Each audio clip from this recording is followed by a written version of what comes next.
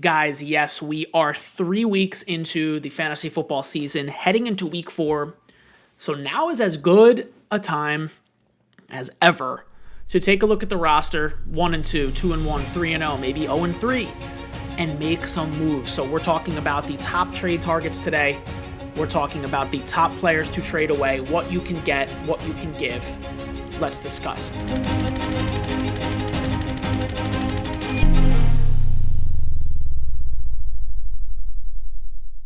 The first player I want to be trading for, okay, is Trevion Henderson. We've seen rookie running backs as of late, Quinshon Judkins or Marion Hampton. Not so much Genty yet, but maybe he's mentioned later. We're seeing these rookie running backs start to pay off, and the time is coming for Trevion Henderson, in my opinion, okay? Ramondre Stevenson and Antonio Gibson just combined for 3 fumbles in week 3. This is a real stat, by the way. Trevion Henderson has never fumbled on over 690 touches. The last almost 700 times he's touched the ball, he has never lost a fumble. If you can show me a video of him losing a fumble, okay, within the last 700 touches of the time he has put the football in his hand, I will literally pay you $1 million, okay? Anyway. Now, it's not like Trevion Henderson is just, next guy up. It's not like he's like Zamir White last year, okay? He is, in my opinion, this situation where it's Henderson versus these other guys is most similar to Bucky Irving versus Rashad White. When we talk a little bit about Henderson, guys, like I said, only rookie last year with 1,000+ rush yards, 200+ receiving yards, and 7 yards per carry. He is a special player.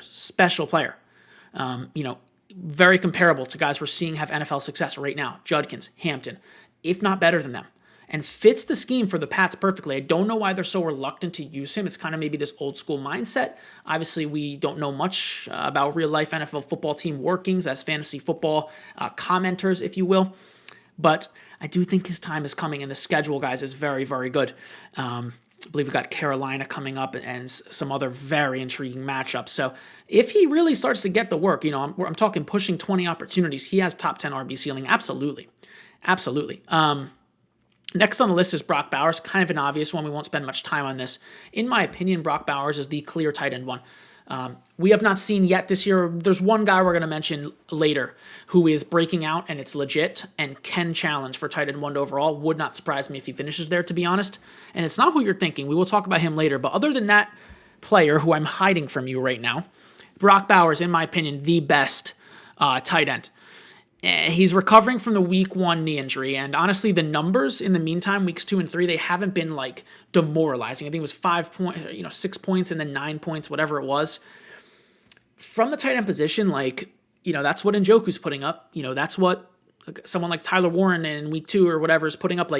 There's no one else really going crazy other than the one player we're going to talk about. I keep teasing that, but when Bowers is fully healthy, he is like the Christian McCaffrey, the Jamar Chase of his position. There is nobody better. So there is a window to buy him right now. You got to go buy him. Now, we talked about Judkins before. We brought him up. Quinshon Judkins. Guys, 68% of team rush attempts in his first start. We look over here. This is RotoViz's. Dude, RotoViz is the GOAT, okay? But let me just, quick side note. Go to this website, okay? Buy the subscription. This is not an ad. This is literally not an ad at all. They have the best player statistical summaries. They have the best articles. They have the best tools. They have everything. Literally worth every penny of the subscription. I've talked to them about, they're aware I use their stuff in my videos and my content.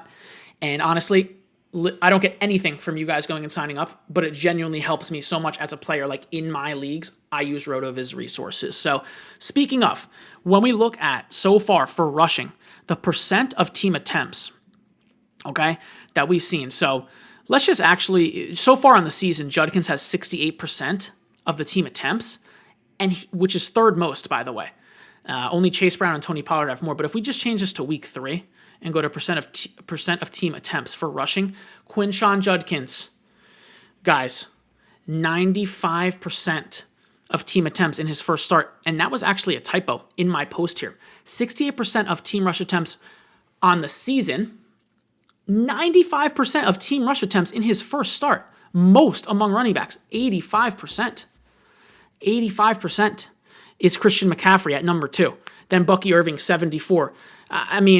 I'm actually going to literally make a note right now. Here's my marker and notepad to update this and to kind of quote that tweet and make the correction, because it makes it even more powerful. Correct Judkins post for proof. Correct Judkins post.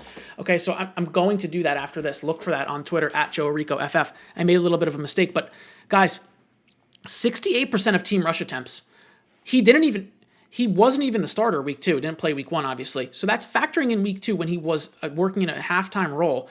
Last week, 95% of team rush attempts, most among RBs, 20-plus opportunities, already scoring as a top 12 running back in a very hard matchup against Green Bay. 6.1 and 5.2 yards per carry in 2 games played this year. Top 15 running back rest of season for a top 24 price tag. You have to be buying Judkins. Buy him high, okay, because pretty soon he's going to be untouchable. I really believe that. Devontae Adams is next on the list. Wide receiver 13 in total points right now. And then if we go back over to RotoViz here, we can go right here to expected points. We can load up the fantasy points over expected. And you will actually see, let me change it to week 1. Over the course of the season, Devontae Adams is actually underperforming. He's right over here with a negative fantasy points over expected, if you will. So he's underperforming, and he's currently the wide receiver 13 for fantasy. Then if we go to the receiving metrics, right? Again, he's underperforming. Target share, where does he rank? 6th. He ranks 6th in target share here with 31%, which is actually 5th because he's tied with Neighbors.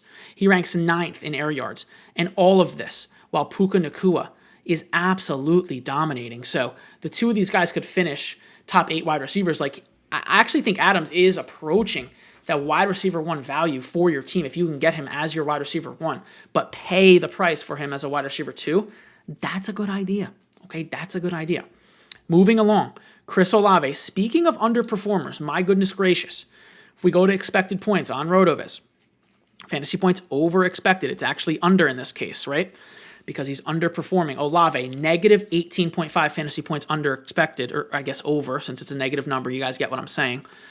Xavier Legette's the only guy that's been worse. Okay, so if we just bump it to 16 targets, I believe Legette has 15 on the year. If we make the criteria at 16 targets, Olave qualifies, and he is literally the most underperforming wide receiver. Insane. Now, here's the thing. We're not going to get bombs from Olave down the field. Like, it's a PPR merchant type of deal. It's like a rich man's Jacoby Myers. Like, low-key is what we're dealing with here. But honestly, Rattler has played well. Okay? 19% team opportunity share for Olave, tied with Garrett Wilson and Malik Neighbors. Only Puka Nacua is better at 20%. And he's a top 24 wide receiver for me in PPR formats. I'm looking at the rest of season rankings for Olave. And he's coming in at wide receiver 36, 35, 30, whatever. That is too low. There are a couple guys in fantasy who, I proudly, like, again, I don't want to be too aggressive or like whatever, like just be mean, but there's a couple players who I am a certified hater of, honestly. Like, I don't, for fantasy purposes, not real life, whatever, like, sure, they're great guys. But for fantasy, I don't want these players on my team, historically. A.J. Brown, don't want him. Chris Olave makes the list. Devontae Smith makes the list. These players drive me insane to the point I do not want them on my team. But this year, when Chris Olave is going as borderline wide receiver 4 value and leading the league in targets, yes, you're going to be welcomed to my team in PPR formats, Chris Olave. You're going to be welcomed to my squad. Okay? Because your quarterback, Spencer Rattler, is like better than almost half the QBs right now. Honestly, and I don't care if all those points come in garbage time. They can go lose every single game by 40 points. I literally do not care if Olave sees 10 plus targets per game.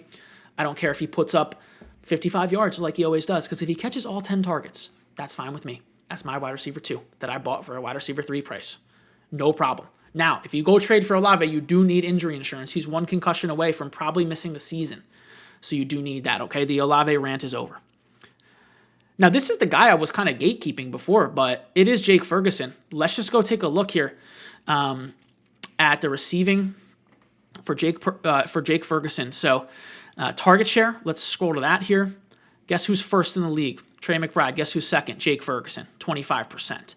We go to opportunity for the tight end position. Hold on. Damn, I can't scroll.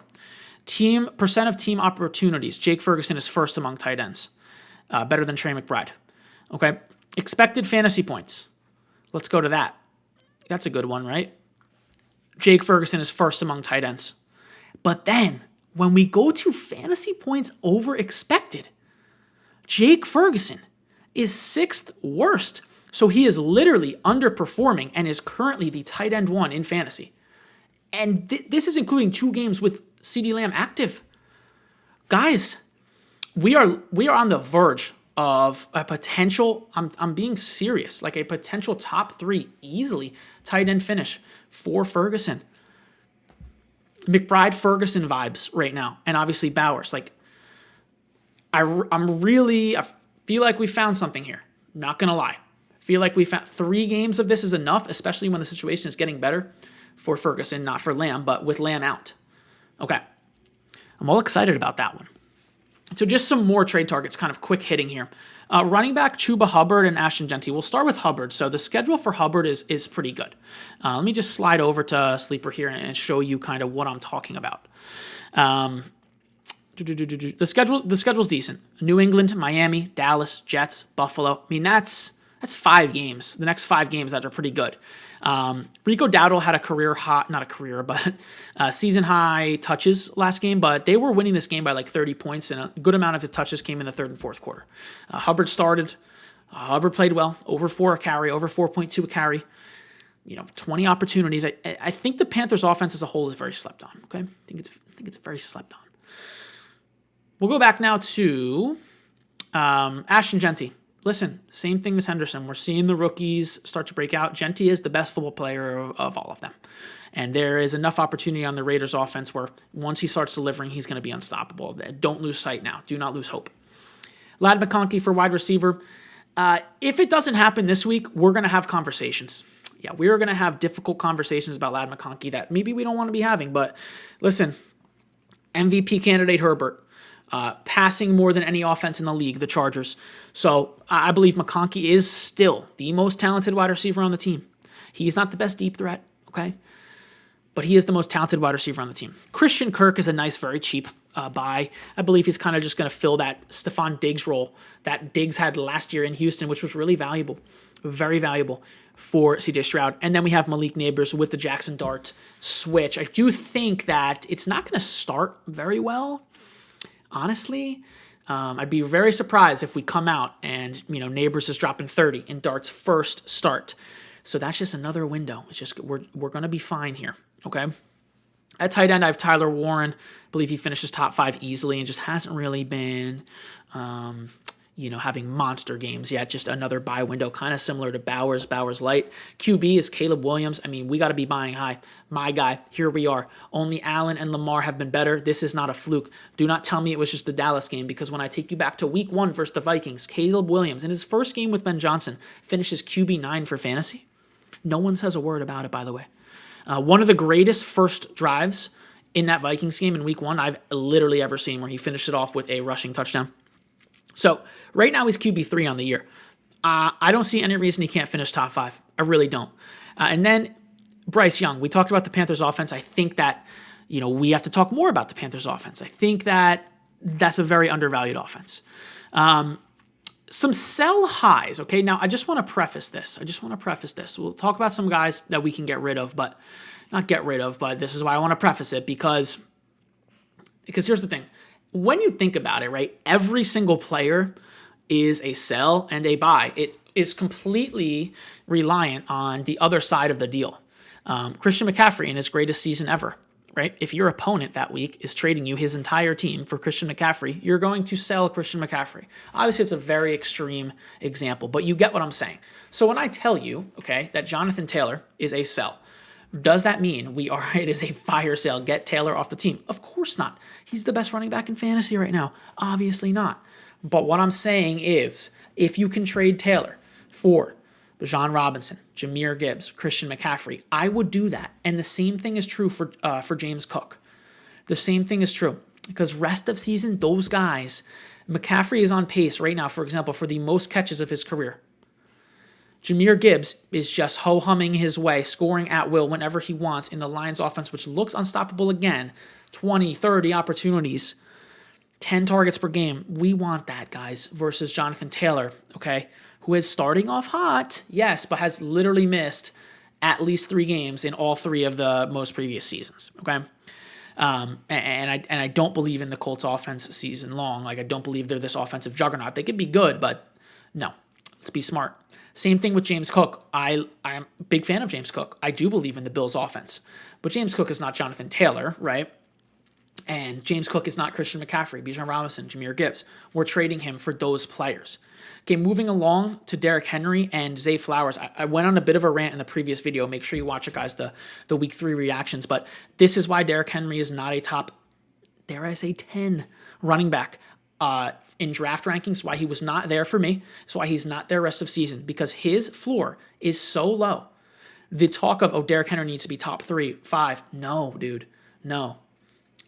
He's going to average less than 1 target per game this year. Right now, he's just over it with 2 and 3 games. But he will average literally 1 target or less this year. We can't have that. I'm sorry. We can't have it, because even when Derrick Henry runs for 170 yards and 2 touchdowns in week 1, he does not put up 30 PPR points. I'm sorry. He does not have a 50-point ceiling. He does not. And even if he goes and drops 60 points one game, rushes for 400 yards, there's going to be a couple more games that year where he scores 4 points, 3 points. So we're moving Henry for basically every top 8 running back, honestly. Once we start to get to like Genty, probably not, but I'm taking Jacobs, for example. Over Henry, Achane, Irving, Hampton. I'm taking those guys over Henry. Zay Flowers is very similar. I mean, every year we go through this cycle where Flowers is top 12, Flowers is top 10. Oh my God, Lamar Jackson. And then he goes and just does what he does in week 3. Because the Ravens offense, it does not have a number 1 target receiver ever. Unless it was Andrews 2021, whatever. But even Andrews should be on this list. If you have him, get rid of him. Sell him high. The Ravens offense is great. You cannot predict when it is. And the matchup stuff doesn't even matter for them. Zay Flowers is in a great matchup. Doesn't matter. Honestly, does not really matter. Unless it's like against the Bills or something, right? Like we saw in week 1 where it's 50 points to 50 points. But it's like, this team gives up a lot of fantasy points to wide receivers. Doesn't matter. That stuff doesn't, it only matters when the Ravens score so many points that eventually Flowers will score. Okay? So get rid of him for a top 20 wide receiver. I'm talking Sutton, Wilson. I would do Ladd for Flowers. Next guy is Jordan Mason. Now, Jordan Mason played well, okay? Played very well in the, week 3 where he was the starter, but it's a little misleading. His 24 fantasy points are a little misleading. First of all, they won the game 50-0 or whatever it was. So, against Cincinnati, which is an awful rush defense, truly awful, bottom 3. 2 touchdowns, no targets, 60% of snaps, which is actually the same exact that he saw with Aaron Jones active in week 2. 54% with Aaron Jones like full gaming it in week 1. And again, no targets. So now I look at the schedule, Pittsburgh, Cleveland. If we can be trading Mason in, and then the bye week, if we can be trading him in, and then Philly, by the way, if we can be trading him in for top 12 running backs, we should be doing that. For Hamptons, Judkins's, okay? We should be doing that. Kenneth Walker's another one where it's like Charbonnet's coming back. I get Walker's better at football. Like, yes, I understand that. But Sharp is going to factor in. He's fully healthy right now, going to play week 4. If we can be sending Walker here for top 12 guys, let's do it. Let's get after it. And then, yes, I do have Jamar Chase as a sell. But again, like, every player is a buy and a sell. I mean, if we're going Garrett Wilson to Jamar, I prefer Garrett, okay? But if you're giving me Justin Jefferson, yes, that's a controversial one. But yes, Jefferson, JSN, Nico, Lamb, St. Brown, Malik, Puka, those players I prefer to Jamar. So he's like wide receiver 7, wide receiver 8 for me on the year, guys. And that's going to do it for the episode. I hope you enjoyed today. Rapid fire, good times. Peace.